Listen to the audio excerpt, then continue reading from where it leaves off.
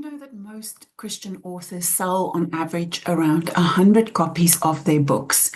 That is so discouraging if you consider the investment that goes into your book. And I'm not just talking about finances, but also the time and the heart that so many Christian authors pour into their books. So, what can we do to make sure that we reach a broader audience? In this episode, I'm going to share with you my biggest regrets as a Christian author, but most importantly, the one thing I wish I had known before I wrote and published my first book, Untangled. I hope this episode will help you avoid making the mistakes I did. Your creativity, the light you carry, need to be seen. You have something very special that somebody out there needs, and visibility is key. Jesus said that you are the light of the world, and now it is time to shine. Welcome, awesome authors. You are listening to the Answering the Call to Write podcast.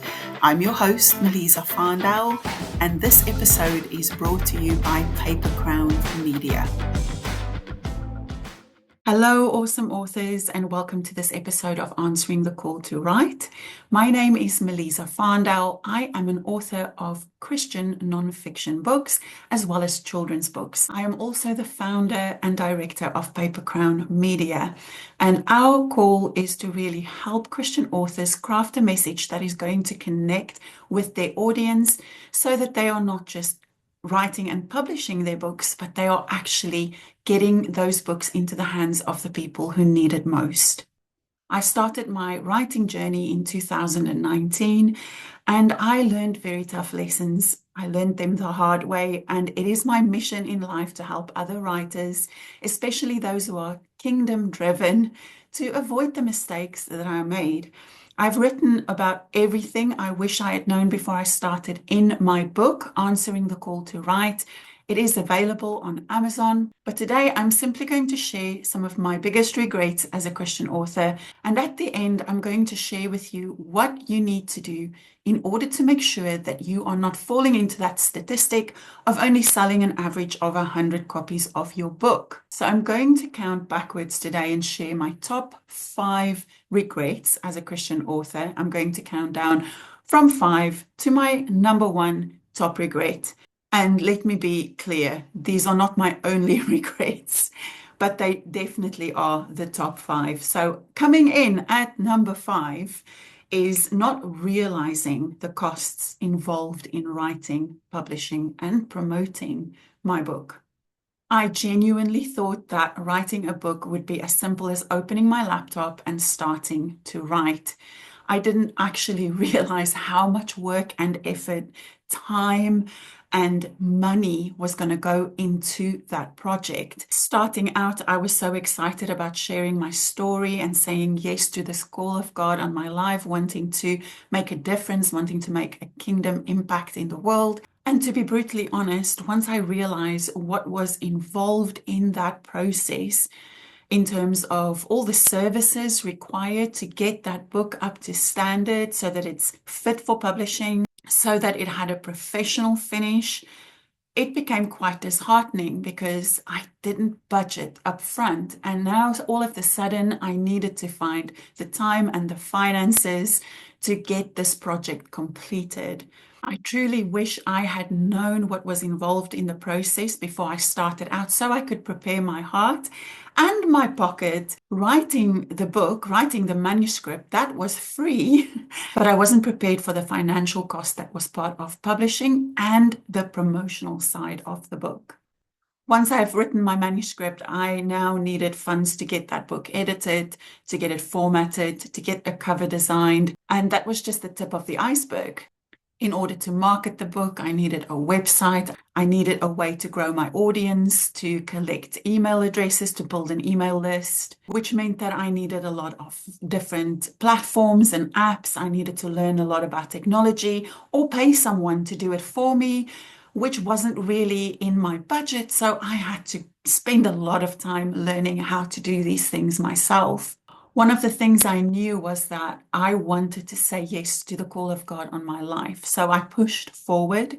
I learned a lot in the process. I picked up a lot of new skills, But my heart is really to help others avoid making that mistake.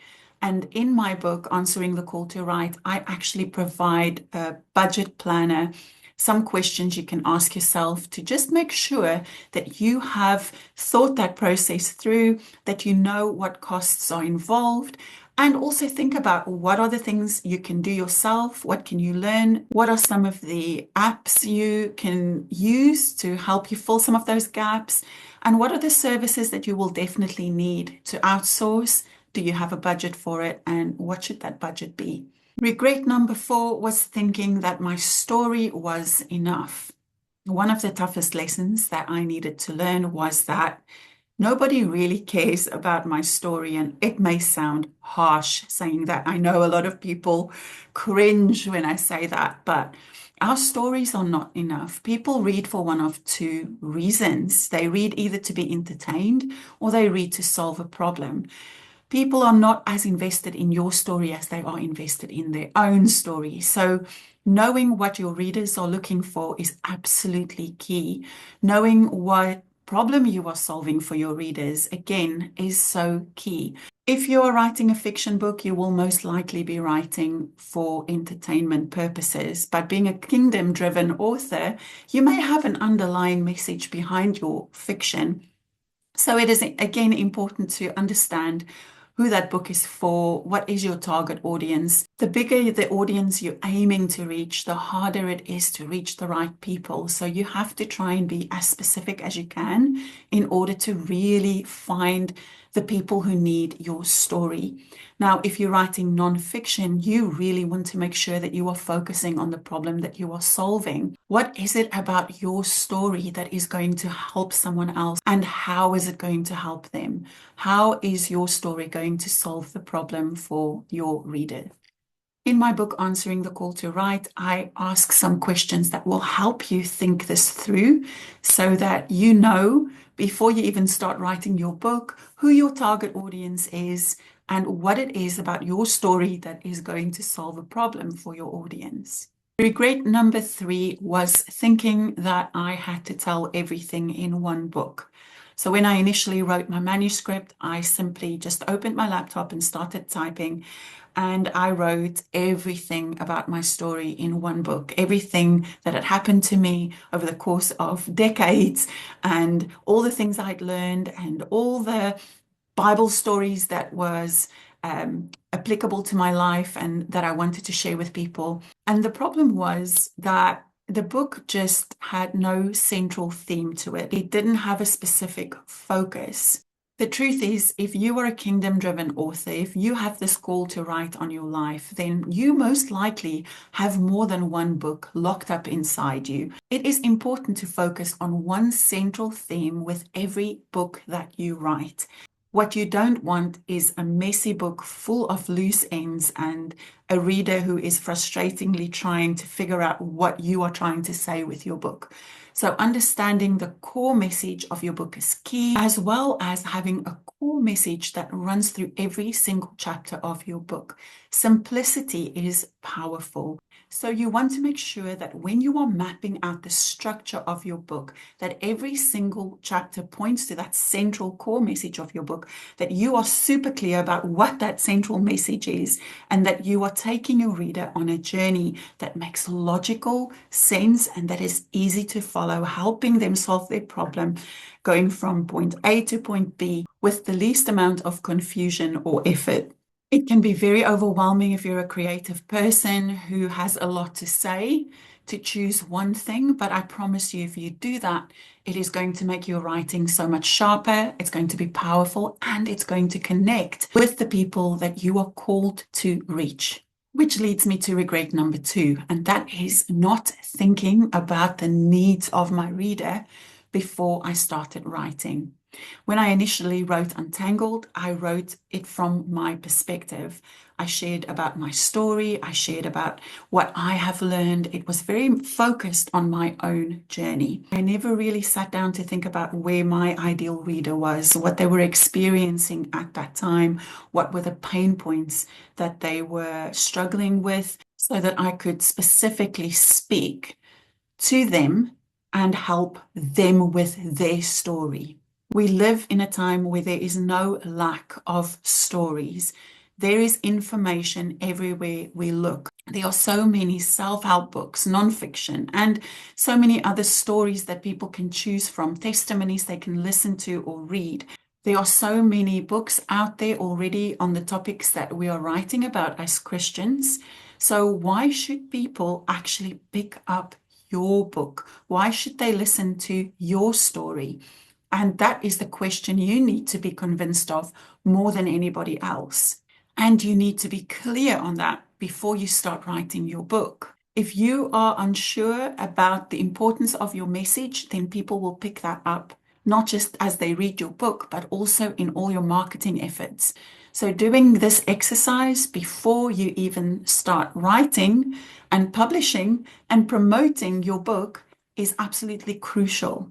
The question really is, what is it that your reader needs? And one of the ways we can really hone in on this question is to understand the bigger picture of our calling in the kingdom, knowing what it is that we are called to do. What are the kind of problems that we normally solve for people?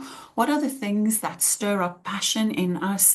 Are there problems in the world that stir up righteous anger in you? If you could solve any problem today, what problem would that be? And how does your message fit into the bigger scheme of things? You are not just called to write a book, you are a messenger. You are a living, breathing epistle. It's not just about putting copies out on Amazon or in bookstores and just writing for the sake of being an author. You're so much more. You are a problem solver. You are here to bring the kingdom, to bring light to people who are sitting in darkness. So understanding what your role is in terms of the bigger picture will help you put your writing and authoring process into perspective, because it only really is a small part of the bigger thing you are called to do on the earth. To me, it felt like I had put the cart before the horse. I only really discovered the bigger call or the bigger picture as I was writing different books, and I realized that there was a central theme that came out of all my writing. It really would have helped me if I understood the bigger picture before I started creating the different books for different audiences. I would have done a lot of things differently. And the one thing I know would have made a huge difference is if I had sat down to really think about who my reader is and what it is that they need to get from my book. So here is the doozy. Are you ready? Coming in at number one, my worst regret of them all is waiting to promote my message before my book was published. I didn't really understand that if I wanted to sell to an audience that was bigger than my immediate friends and family, I would have to grow an audience. I would have to become known. I would have to become visible before I told people about my book. Nobody knew who I was. I didn't have a big platform. I didn't have a lot of followers. So I wasn't a trusted authority on the topic I was writing about. So think about it. Why would you pick up my book about identity and purpose if you could learn from someone like a Joyce Meyer or a Lisa Bevere or a Bill Johnson or somebody else in the Christian community that has a lot more clout, that has a platform, right? I'm not saying that it's only those people who are anointed to bring that message, but I'm specifically talking about getting your content into the hands of the people that you were called to reach. In order to do that, you have to be visible. So when I published my book Untangled, I realized that I needed to put some things in place that again was going to cost money, that was going to take me time to learn. And in all honesty, it was overwhelming. I wish I had known this. I wish I'd started months before I actually published my book. Now, all of a sudden, I needed to get a website, which costed me an arm and a leg. I needed to grow an email list. I had to have a lead generator. And to be honest, I didn't even know what that was. And as I was scrambling around to figure it all out, my book was sitting on a digital shelf collecting digital dust. It wasn't selling. And all of this can be so disheartening because you've spent all that time and resources into getting the book written and published, and Now what? There's just no audience for it. If I could do it again, I would build the audience before I write and publish the book. So this is why when I founded Paper Crown Media, I wanted to make sure that we are giving our authors the opportunity to start growing their platform before they publish their books. It is such an important key because so many creative people, they pour all their energy and focus into the creative process that they don't really think about marketing and selling. So understanding how that fits into a kingdom perspective is so important. When we know how to do marketing with the help of the Holy Spirit in a way that is going to bring connection and networking and reach in the kingdom, it takes so much pressure off the selling element of it. In fact, we want to make sure that we use every platform that we can in order to just create the connections that we need to fulfill the calling of God on our lives. I truly believe that God doesn't want us to be overwhelmed by this burden. If He has called us to write and publish, He wants us to enjoy that calling. And I know a lot of authors feel so overwhelmed by the marketing element. It really is my heart to help people put the foundations in place before they publish their books. So in our mentoring subscription, we focus heavily on the promotional element. And we also have a wonderful project to help new authors as well as existing authors who are struggling to get their books moving and selling and into the hands of the people who need them.